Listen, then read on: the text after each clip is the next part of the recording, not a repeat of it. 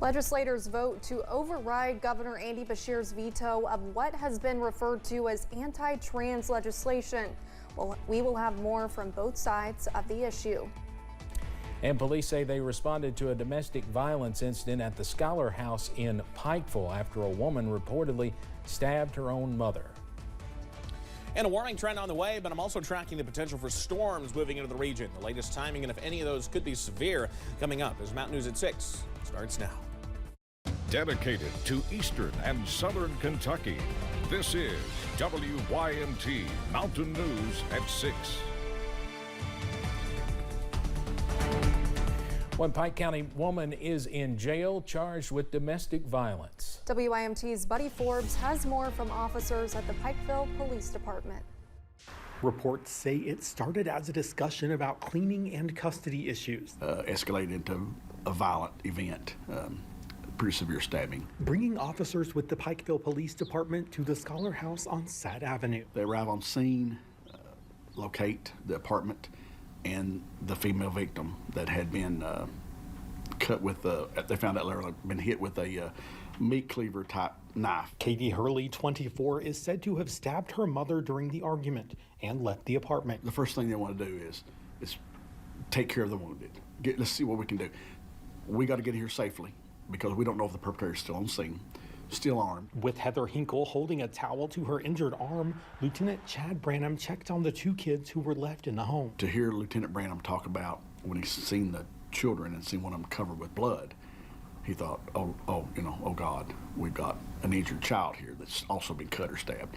Kind of find out it wasn't the child, it was the blood from the grandma basically on the child. The knife used was located and Hurley was arrested while returning to the scene more than an hour later. She was taken to the Pike County Detention Center, but officers say the injury and potential trauma remain. Because you got kids in the scene seeing this chaos and seeing, what damage has that done to when small children see this kind of violence. In Pikeville, Buddy Forbes, WYMT Mountain News.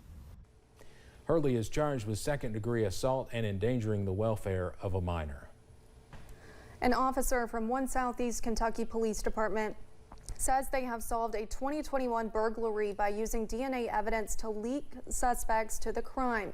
Middlesboro Police posted the news on its Facebook page yesterday. The post states that in 2021, a break-in happened at Faith Missionary Baptist Church. DNA evidence in that case led Lieutenant Detective Barry Cowan to Ashley Slusher and Levi Monroe. Slusher was already in jail for another crime.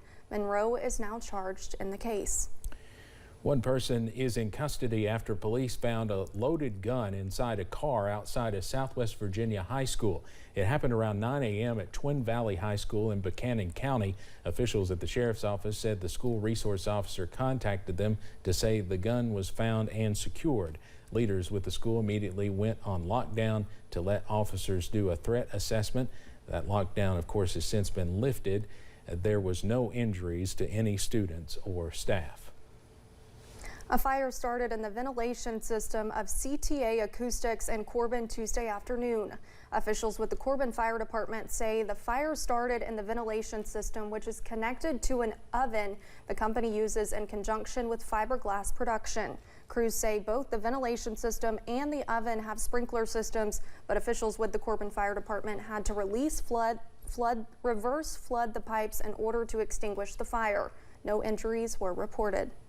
Around 5:30 this morning, crews from East Bernstadt Fire and Rescue were called to a possible barn fire off of Old Crab Orchard Road. When they got to the scene, they found it was actually a vacant home and the fire was raging. Crews managed to get the fire out, but warned there could still be smoke coming from the home for a while due to a lot of flammable things in the basement. No injuries were reported, and there's no word on what started that fire. Around 8 a.m. this morning, members of the Mount Vernon, Brindle Ridge, and Broadhead fire departments were called to a fire at a garage near the Renfro Valley Entertainment Center on US 25. Crews ended up fighting the fire for about 2 hours and had to shut down the road so they could access a fire hydrant on the other side. The garage was destroyed, but no other nearby buildings were damaged. Well, we want to go now to some breaking news out of Somerset in Pulaski County. We're learning of a large fire at a hotel right now. WYMT received these photos just a few minutes ago from Shane Stamper.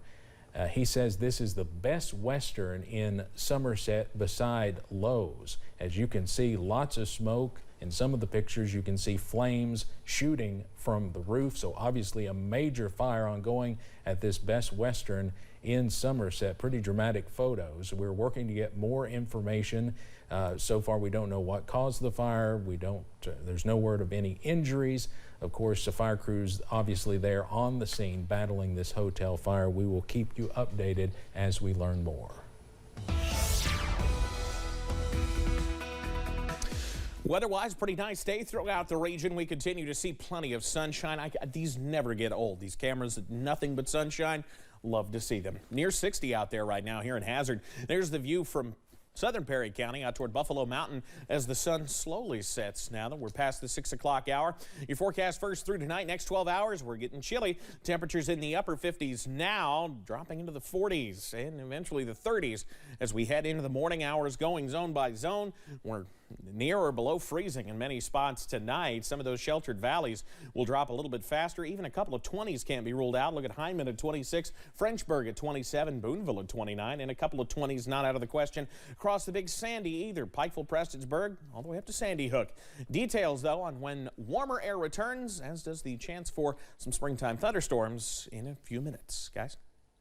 All right, Evan, thank you. Now to Frankfort, where emotions ran very high today as a controversial bill that opponents say harms the transgender community was debated again in Frankfort. The legislature already overwhelmingly approved Senate Bill 150, which they say bans harmful gender transition procedures and impacts the use of pronouns in schools. But the governor vetoed it. Today, both chambers easily overrode the veto, and a lot of drama took place both inside and outside the chambers. WYMT's Phil Pendleton has more on what took place. Kentucky State Police moved in to apprehend protesters who did not abide by some rules in the House gallery as debate was underway to override the governor's veto. This is dangerous policy passed by poor process, supported by junk science.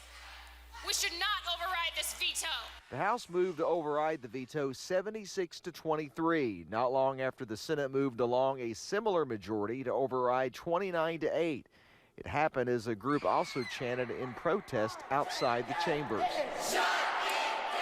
Earlier, there were two rallies, one outside from those opposed to the bill.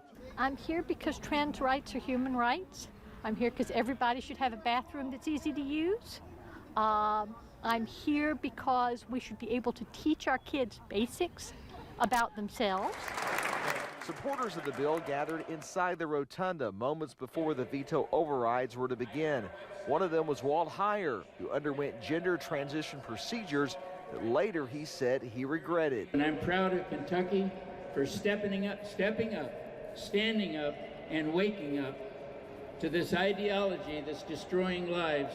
We cannot let him do it. How in the world can we allow 8-year-olds and 10-year-olds to make up decisions, go from a male to a female? The bill becomes law with the overrides, and sections detailing bathrooms and the use of pronouns will take effect immediately. The gender transition rules will take effect in 90 days. All of it is expected to face a legal challenge. In Frankfort, Phil Pendleton, WYMT Mountain News. The Kentucky Fairness Alliance issued a statement saying the protesters were arrested was a necessary show of the grief and harm Senate Bill 150 will cause.